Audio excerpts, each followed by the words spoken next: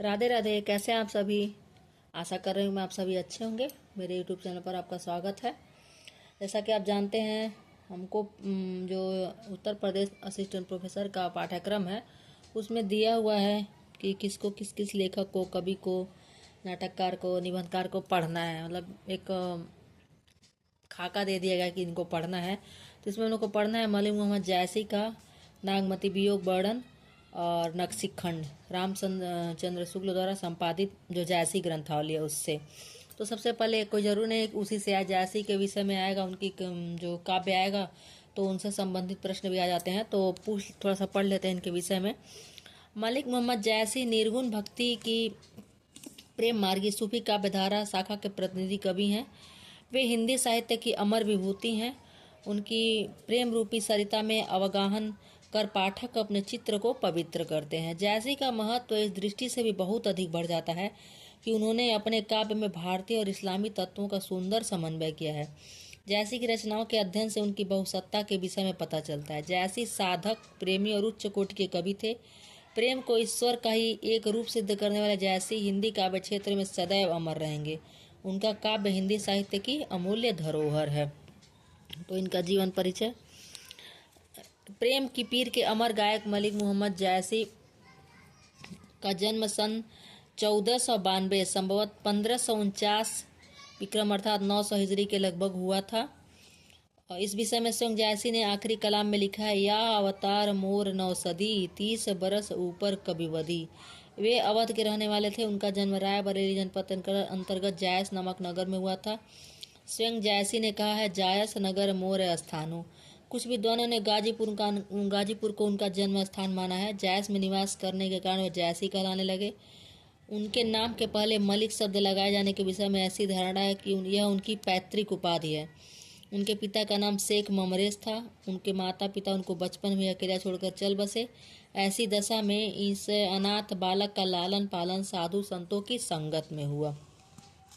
जायसी की शिक्षा दीक्षा के विषय में ठीक प्रकार से कुछ कहा नहीं जा सकता, परंतु इतना स्पष्ट है जायसी की प्रतिभा बहुमुखी है। उन्हें हठ, योग, वेदांत, रसायन, ज्योतिष, दर्शन और काव्य कला का विशिष्ट ज्ञान था। कहा जाता है कि जब जायसी हुआ थे तो उनका मकान गिर पड़ा। उसमें उनके पुत्र और उनकी पत्नी की मृत्यु हो गई। बहुत समय तक वे अपने पुत्र और पत्नी के दुख में दुखी रहे। कुछ दिन बाद वे सूफी कबीर शेख मोहदी के शिष्य बन गए।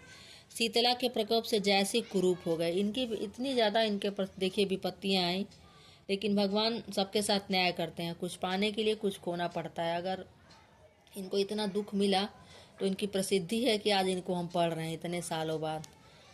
और जो कलाकार होते हैं उनको दुख तो झेलना पड़ता है। पता नहीं क्या है उनके जीवन में। आप बहुत बड़े बड़े कलाकारों को देख सकते हैं। तो शीतला के प्रकोप से जायसी कुरूप हो गई। इस विषय में उन्होंने स्वयं लिखा है, एक नयन कवि मोहम्मद गुनी सोई विमोह जय कवि गुनी। जायसी गाजीपुर और भोजपुर के राजा के आश्रय में रहे। अमेठी के राजा उनसे बहुत प्रभावित थे। उन्होंने जायसी को बड़े आदर के साथ अमेठी में बुला लिया।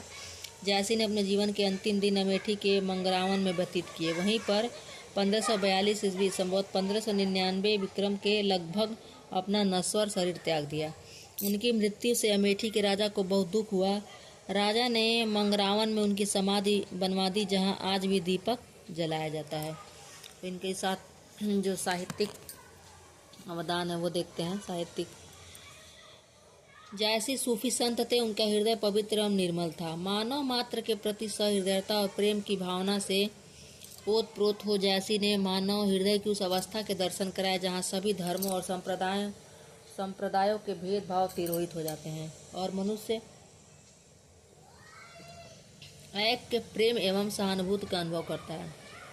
जायसी निर्गुण ब्रह्मा के उपासक थे और उसकी प्राप्ति के लिए प्रेम की साधना में विश्वास रखते थे। इस प्रेम मार्ग में उन्होंने विरह पर सर्वाधिक बल दिया है। अपने प्रिय ईश्वर से वियोग की तीव्र अनुभूति भक्त को साधना पथ पर अग्रसित होने को प्रेरित करती रहे। अपनी इसी भक्ति भावना को पद्मावत में व्यक्त किया है। जायसी का विरह वर्णन अत्यंत विशद और मर्मस्पर्शी है। सत्यता यह है कि विरह और सौंदर्य की अभिव्यक्ति में जायसी हिंदी साहित्य के महान कवि थे। जायसी रहस्यवादी कवि थे। उन्होंने भावात्मक और साधनात्मक रहस्यवाद का चित्रण किया है। उन्होंने पद्मावत में स्थूल पात्रों के माध्यम से सूक्ष्म दार्शनिक भावनाओं की अभिव्यक्ति की है। उन्होंने ईश्वर और जीव में पारस्परिक प्रेम की व्यंजना दाम्पत्य भाव के रूप में की है। रत्नसेन जीव है तथा पद्मावती परमात्मा है। यह सूफी पद्धति है। इस प्रकार जयसी ने हिंदी साहित्य की अपूर्व सेवा की है। तो इनकी कृतियाँ और रचनाएं जो हैं सभी पढ़े होंगे, लेकिन फिर से पढ़ लेते हैं। जो नए हैं वो तो नहीं पढ़े होंगे। जयसी के द्वारा रचित ग्रंथों की संख्या 21 बताई जाती है, परंतु उनकी निम्नलिखित रचनाएं प्रसिद्ध हैं। पद्मावत, अखराट, आखिरी कलाम। आचार्य रामचंद्र शुक्ल ने इस ग्रंथ का आरंभ 1520 ईस्वी में और समाप्ति 1540 ईस्वी में मानी है। जयसी ने पद्मावत में चित्तौड़ के राजा रत्नसेन और सिंघल द्वीप की राजकुमारी पद्मावती की प्रेम कथा का अत्यंत मार्मिक वर्णन किया है। एक ओर तो इतिहास और कल्पना के सुंदर संयोग से यह एक उत्कृष्ट प्रेम गाथा है, और दूसरी ओर इसमें आध्यात्मिक प्रेम की भी अत्यंत भावमयी व्यंजना है। पद्मावत हिंदी का सर्वश्रेष्ठ प्रेमाख्यान काव्य ग्रंथ है। दूसरा क्या है? अखरावट। यह आध्यात्मिक काव्य है। इसमें ईश्वर, जीव, सृष्टि आदि पर दार्शनिक सिद्धांतों की शिक्षात्मक चर्चा हुई है। आखिरी कलाम। इसमें कवि द्वारा सूफी मत के अनुसार कयामत का वर्णन किया गया है। काव्यगत विशेषताएं। प्रेमाश्रयी भक्ति शाखा के कवि जयसी के अनुसार ब्रह्मा निर्गुण या निराकार है। उसकी प्राप्ति प्रेम के द्वारा की जा सकती है। उन्होंने प्रेम को संसार में सर्वश्रेष्ठ तत्व माना है। उनका विश्वास है प्रेम अदिष्ट गगन से ऊंचा। उनका ब्रह्मा घट घटवासी और अगम्य है। उसका वर्णन किसी भी प्रकार से नहीं किया जा सकता। उनकी भक्ति में अद्वैतवाद और अवतारवाद के सिद्धांत दिखाई देते हैं। जयसी ने अपने प्रेम मार्ग के सिद्धांतों का प्रतिपादन पद्मावती और राजा रत्नसेन के माध्यम से किया है। पद्मावती की लौकिक कथा के माध्यम से जयसी ने अलौकिक ब्रह्मा का वर्णन किया है। जयसी उच्च कोटि के रहस्यवादी कवि हैं। उन्होंने अपने काव्य में भावात्मक और साधनात्मक दोनों प्रकार के रहस्यवाद का वर्णन किया है। जयसी के भावात्मक रहस्यवाद में प्रेम तत्व की प्रधानता है। संपूर्ण प्रकृति में उन्हें अलौकिक सत्ता का आभास होता है। उन्होंने ईश्वर को प्रेमिका के रूप में स्वीकार किया है। पद्मावत में राजा रत्नसेन आत्मा है और पद्मावती ईश्वरी सत्ता है। आत्मा परमात्मा की प्राप्ति के लिए सदैव व्याकुल रहती है। जयसी के साधनात्मक रहस्यवाद में हठयोग की साधना का प्रभाव स्पष्ट रूप से दिखाई देता है। वैसे जयसी ने साधनात्मक रहस्यवाद की अपेक्षा भावात्मक रहस्यवाद को अधिक महत्व दिया। उनका रहस्यवाद प्रेम और साधना का सुंदर समन्वय है। जयसी के काव्य में सभी रसों का प्रयोग देखने को मिलता है, परंतु श्रृंगार रस की प्रधानता है। कवि ने श्रृंगार के दोनों पक्षों संयोग और वियोग का विशद और सुंदर चित्रण किया है। पद्मावती के सौंदर्य वर्णन, नक्सिक वर्णन, ऋतु वर्णन एवं मिलन प्रसंगों में श्रृंगार के संयोग पक्ष का मनोहारी चित्रण उपलब्ध होता है। जयसी को श्रृंगार के वियोग वर्णन में अपूर्व सफलता मिली है। नागमती का विरह वर्णन हिंदी साहित्य में सर्वश्रेष्ठ है, और विरह वर्णन हम लोग को पढ़ना है, और नक्सिक वर्णन। नागमती का विरह हिंदी साहित्य की अमूल्य निधि है। जयसी के विरह का क्षेत्र बहुत व्यापक है, वह संपूर्ण संसार में फैला हुआ है। नागमती के विरह में संपूर्ण पृथ्वी रंग गई है। उसके विरह में सभी विरह की दशाएं उपलब्ध होती है। उसके विरह में काम या अपवित्र भावना नहीं है। उसमें प्रेम और हृदय की पवित्रता है। नागमती एक पतिव्रता आदर्श नारी है। उसे अपने पति के वियोग में शरद चांदनी भी जलाने का कार्य कर रही है। उसका प्रेम महान है। वह अपने पति के वियोग में जलकर राख होना चाहते, इस आशा से कि वायु उसकी राख को उड़ाकर उसी स्थान पर डाल दे जहां उसका पति पैर रखेगा। जयसी का विरह वर्णन अत्युक्त पूर्ण होते हुए भी मार्मिक है। गोरा बादल युद्ध के प्रसंग में वीर, रौद्र, विभत्स, भयानक आदि रसों की सुंदर व्यंजना हुई है। नागमती के विरह वर्णन में 12 मासा के अंतर्गत जयसी के प्रकृति वर्णन की छटा देखने को मिलती है। और यह प्रश्न पूछा हुआ था कि नागमती के विरह वर्णन में कितने मास का वर्णन है, तो 12 मासा लिखा हुआ है। फिर एक बार और प्रश्न पूछा हुआ था कि नागमती का विरह वर्णन किस मास से शुरू होता है, तो यह आषाढ़ मास से शुरू होता है। तो हो सकता वह प्रश्न बने कि कब खत्म हुआ था, तो जेठ मास पे खत्म हुआ था। 12 मासा मतलब 12 महीने का, तो आषाढ़ से शुरू होगा तो जेठ पे खत्म होगा। तो नागमती के विरह वर्णन में 12 मासा के अंतर्गत जयसी के प्रकृति वर्णन की छटा देखने को मिलती है। इसके अंदर कवि ने प्रकृति के उद्दीपन रूप का सुंदर वर्णन किया है। जैसी ने अपने पद्मावत महाकाव्य में भारतीय लोक संस्कृति और लोक जीवन की सजीव और सुंदर झांकी प्रस्तुत की है। उन्होंने हिंदू जीवन से संबंधित पारिवारिक, सामाजिक और धार्मिक दशाओं का विस्तार से वर्णन किया है। आध्यात्मिकता की गंगा में नहाई यह प्रेम कथा शांत रस की दिव्य अनुभूति में पाठक को निमग्न कर देती है। इस प्रकार सौंदर्य, प्रेम, रहस्यानुभूति, भक्ति, प्रकृति चित्रण आदि के अभिव्यंजना से पुष्ट जैसी के काव्य का भाव पक्ष बड़ा सबल और प्रभावशाली है।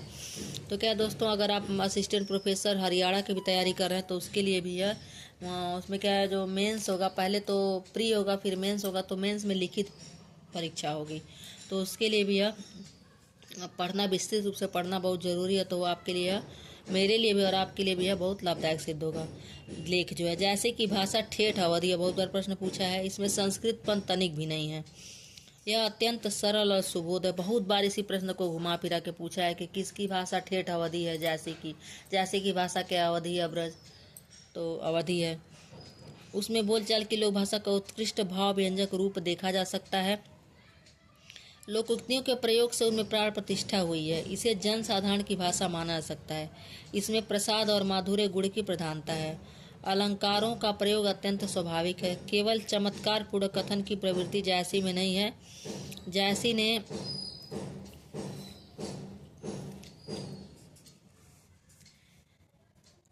ने अपने काव्य में फारसी की मसनवी शैली तथा भारतीय व्यवहारिक शैली का प्रयोग किया है। प्रबंधात्मक शैली को भी उन्होंने स्वीकार किया है। दोहा और चौपाई जैसी के प्रधान छंद हैं। इस प्रकार जैसी हिंदी साहित्य निधि के अमूल्य रत्न हैं। उनके काव्य में भाव पक्ष और कला पक्ष का सुंदर समन्वय हुआ है। वे प्रेम की पीड़ा के अनन्य साधक थे। उन्होंने संसार को बताया कि प्रेम सर्वश्रेष्ठ, सबसे श्रेष्ठ वस्तु है। जैसे सूफी काव्यधारा के सर्वश्रेष्ठ कवि हैं। उनका पद्मावत काव्य हिंदी साहित्य की अनुपम धरोहर है। हिंदी साहित्य में जिस आसन पर सूर और तुलसी आसीन है, उसी पर जैसी को भी स्थान प्राप्त है। तो यह था जैसी के विषय में। अब देख लेते हैं हम नागमती वियोग वर्णन। तो पूरा तो पढ़ नहीं पाएंगे क्योंकि जो जैसी ग्रंथावली है मेरे पास, उसमें अर्थ भी दिया हुआ है। अभी थोड़ा इसमें ये थोड़ा बड़ा दिया है। उसमें क्या है, अक्षर जो है थोड़े छोटे छोटे हैं और इसमें साफ साफ है, तो आप देख सकते हैं जो मुख्य पद है तो यहीं से शुरू होता है। ये भी बहुत बार एक बार पूछा हुआ था, मैं गलत करके आई थी कि 4 लाइन दिया हुआ था कि कौन से लाइन से शुरू हुआ था, तब मैं इतनी गंभीरता से पढ़ती नहीं थी। अब यहाँ भी देख लीजिए, यह खंड 12 मासा की पद्धति में परंपरागत प्रेम की विरह भावना का मर्मस्पर्शी चित्र है। इसमें प्रकृति और नागमती में कहीं तो बिंब प्रतिबिंब भाव है, कहीं प्रकृति में नागमती के साथ सहानुभूति और कुछ स्थलों में प्रकृति की भी तटस्थता और उदासीनता के कारण विरहिणी की असहाय अवस्था का मर्मभेदी व्यंजना है। तो यहीं से शुरू होता है। नागमती चितौर पथहेरा, पीऊ जो गए पुनकीन न फेरा, नागर काऊ नारी बस परा, तेई मोर पीऊ मोसो हरा, सुआ काल होई लेगा पीऊ, पीऊ नहीं जात जात बर जीऊ, भयउ नारायण बावन करा, राज करत राजा बलि छरा, करन पास लीनेउ कै छंदू, विप्र रूप धरि झिलमिल इंदु, मानत भोग गोपीचंद भोगी, ले अपसवा जलंधर जोगी, लय कान्हई भा अक्रूर अलोपी, कठिन बिछोई जियई किम गोपी, सारस जोरी कौन हरी, मार बियाधा लीन, झुरझुर पिंजर हो भई, बिरह काल मोहि दीन, पियो वियोग असबाउर जीव, पपिया नित बोले पीऊ पीऊ, अधिक काम दाधे सो रामा, हरि ले सुआ गयो पीऊ नामा, बिरह बान तस लागा न डोली, रकत पसीज भीज गई चोली, सुखा हिया हार भा भारी, हरे हरे प्राण तजहि सब नारी, खन एक आव पेट मह सासा, खनई जाय जीव होई निराशा, पवन डोलहि डोलावई सींचहि चोला, पहर एक समझे मुख बोला, प्राण पयान होत को राखा, को सुनाओ प्रीतम कै भाखा, आई जो मारे विरह के, आग उठे ते लाग, हंस चुरा शरीर मह, यह पक जरा का भाग। तो पूरा तो अभी पढ़ नहीं सकते हैं, चाहे पढ़ भी सकते हैं क्योंकि थोड़ा थोड़ा देख लेते हैं, फिर इसका अर्थ सहित पढ़ने में अच्छा लगेगा। और इसके बाद देखिए, एक तो ये है, बहुत बार पूछता है, नागमती, नागमती चितौर, चितौर पथहेरा, ये। और इसके बाद है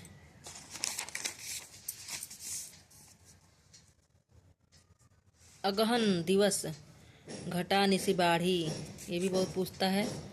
दुभर रै निजाई किम गाढ़ी, अब यह बिरह दिवस भार आती, जरों बिरों जस दीपक बाती, बहुत बार पूछा हुआ है। चारों लाइन, कांप हिया जनाऊ सियू, तो पै जाई होई संग पीऊ, घर घर चीर रचे सब काहू, मोर रूप रंग लेगिया नाहू, पलट न बहुरा गा जो बिछोही, अबहू फिरे फिर रंग सोई, सियर अगिन बिरहिन हिय जारा, सुलुग सुलुग दगदे होई झारा, यह दुख दगत न जाने कंतु, जोबन जन्म करे भस्मंतु।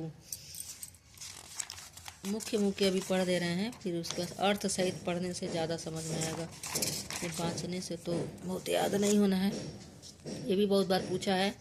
चढ़ा आषाढ़ गगन घन गाजा, साजा विरह दुंद दल बाजा, धूम साम धौरे धन धाये, सेत धजा बग पाति दिखाए, खड़ग बीज चमके चही ओरा, बूंद बान बरसई घन घोरा, उनई घटा आई चौ फेरी, कंत उबारू मदन हो घेरी, दादुर मोर कोकिला पीऊ, गिर बीजू घट रहे न जीऊ, पुष्य नखत सिर ऊपर आवा, हाँ बिनु नाह मंदिर को छावा, अद्रा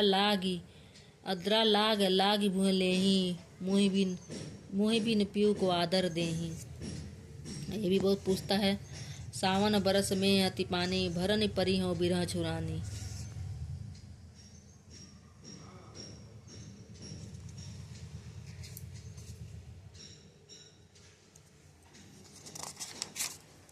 इसे पढ़ना तो सब चाहिए, अर्थ सहित पढ़ने से ज़्यादा अच्छा लगेगा।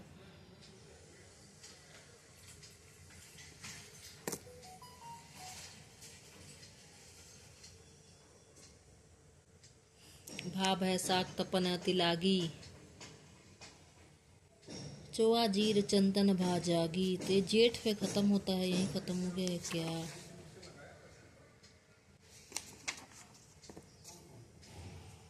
हो सकता हो।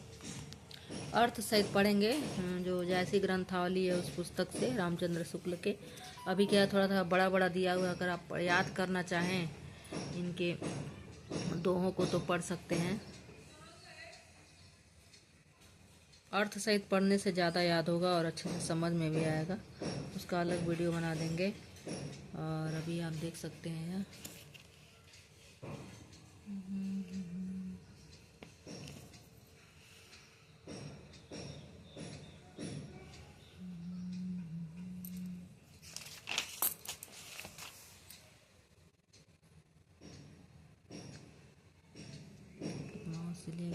यह अनुकरणीय जो है याद रखने लायक है। तपनी मृग सिराजे सहें ते अद्रा पलुहंत, फिर अगला है विरह का आगे कठिन अति मंदी, फिर अगला है जिन घर कंता ते सुखी, जिन गारो और गर्व।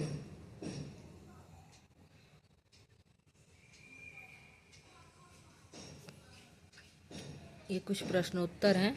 जैसे किस काव्य धारा के कवि हैं तो ज्ञानाश्रय काव्य धारा के। जैसे हिंदी साहित्य के किस काल के कवि हैं तो भक्ति काल के। और सूफी प्रेमाश्रय काव्य धारा के प्रतिनिधि कवि का नाम जैसी। जैसी के गुरु हैं शेख मोहदी। जैसी का जन्म काल 1492। जैसी की भाषा अवधी। पद्मावत के रचयिता जैसी। जैसी की रचना है अखरावट। जैसी का मृत्यु काल 1542। आखिरी कलाम है जैसी का। तो ये तो आप जान ही रहे होंगे। पढ़ते हैं अगले वीडियो में अर्थ सहित। और आप लोगों को कैसा लगा ज़रूर बताएं। अगर इसको भी वैसे ही जो पद है याद करना चाहते हैं तो आप रोक रोक के पढ़ सकते हैं। एक एक बार तो पढ़ लेना चाहिए ताकि याद हो। अभी मैं इसलिए नहीं पढ़ रही हूँ कि वीडियो लंबा हो जाएगा, अर्थ भी समझ में नहीं आएगा। आप लोगों को केवल याद करना हो। मेरे पास तो पुस्तक है, मैं याद कर लूँगी। आप लोग को भी याद करना हो तो ज़रूर याद कर लें।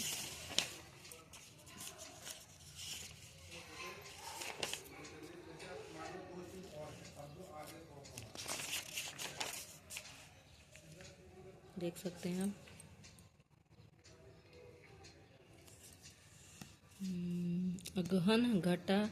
अगहन दिवस घटा निसी भाड़ी, ये भी बहुत बार आया है। चढ़ा आषाढ़ गगन भजवा घन गाजा, ये भी बहुत बार आया हुआ है। सावन बरस मेह अति पानी, भरन परी और बिरह झुरानी, लाग पुनर्वस पीऊ न देखा, भई बाउर कंत सरेखा, ये भी बहुत बार पूछा हुआ है। रकत के आंसू परहीं भुई टूटी, रेंग चले जैसे वीर बहूटी। इसका अर्थ हमको मेरी टीचर ने पढ़ाया हुआ था जब मैं पढ़ रही थी बीए में। तो इतना वो रो रही थी नागमती जो है, रकत के आंसू परहीं भई टूटी, कि उनके आंसू लाल लाल आंसू ऐसे निकल के बह रहे थे। रेंग चली जैसे वीर बहूठी, जैसे कि एक जो लाल लाल कीड़ा होता है, रेंगते रेंगते बड़ी सी होती हैं सब, थोड़ी सी लंबी सी और लाल रंग की रूम रेंग रेंग चलती हैं, तो वैसे उनके आंसू गिर रहे थे वीर बहूटी की तरह से। वीर बहूटी एक कीड़ा पाया जाता है। सखी ने रचा पीयू संग हिंडोला, हरि हरि यरि भूमि कुसुम्भी चोला, हिय हिंडोल अस डोले मोरा, बिरह बुलाए दे झकझोरा, बाट असूज था गंभीरी, जीव बाउर भा फिरे भंभीरी, जग जल बूढ़ जहाँ लग ताकी, मोरी नाव ले खेवक बिन थाकी। तो ये है। फिर अर्थ सहित पढ़ते हैं जैसी ग्रंथावली से। धन्यवाद।